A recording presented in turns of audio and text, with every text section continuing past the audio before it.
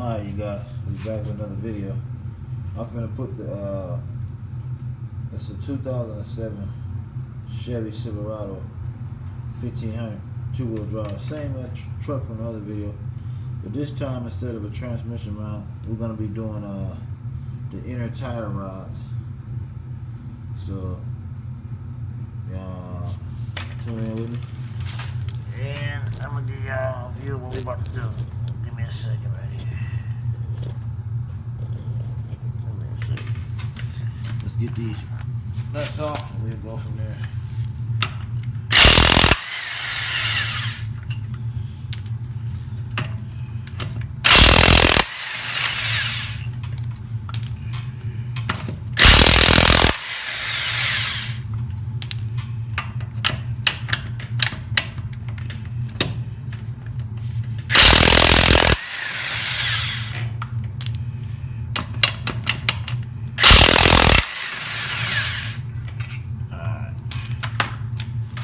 Off of there. Give me a minute and I'll check back in with y'all.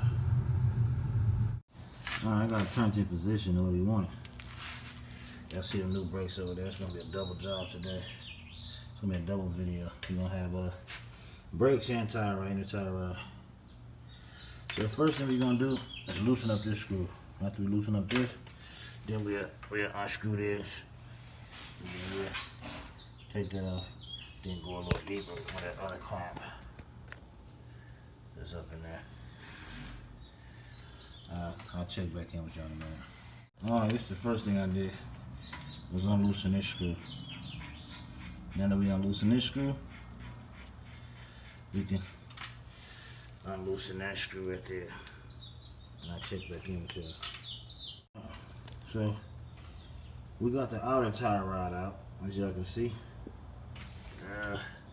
We took this nut that goes from out of here and we loosen up that again. Now we're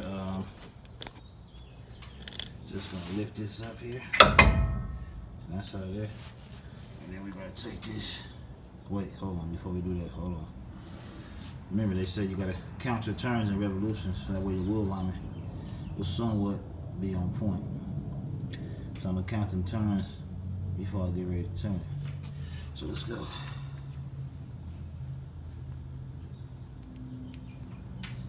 There's one. What, is it turning? It's not even turning.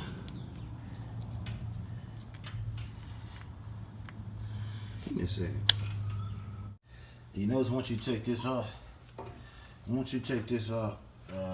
you should count the turns when you turn it, so that way your wheel alignment won't be too off, and it'll be somewhere close. You still have to get a wheel aligned regardless, but just to keep it somewhere close. All right, so now we're gonna take this boot off and get ready to that up in there. Then I'll check back in with you guys. Give me a second. All right, we got the inner tire rod loosened out. Here goes the little thing. We got the little clamp here, and as you can see, it's all messed up in there. I don't think it's supposed to be moving around like that. It's all messed up. You can see that.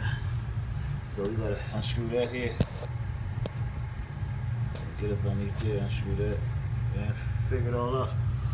So let's see, what's that there? Look like this, boy.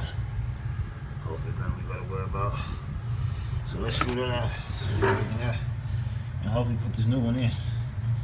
Give me a second, I'll check back in with you. So yeah, we got it off now. I'll give you a better look at it.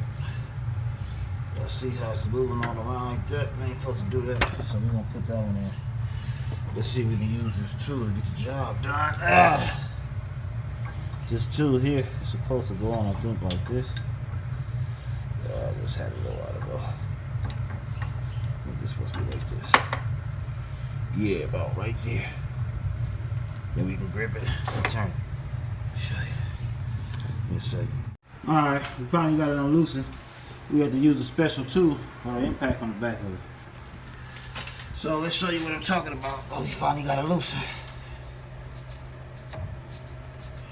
To take the inner tire rod out,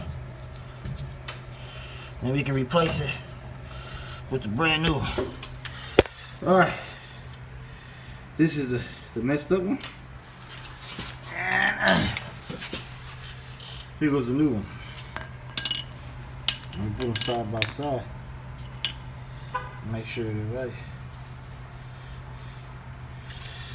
Yeah, so there you got it. Here's the old one here that's all messed up, and here's the new one. You see with the new one, there ain't no play. But you see with this old one,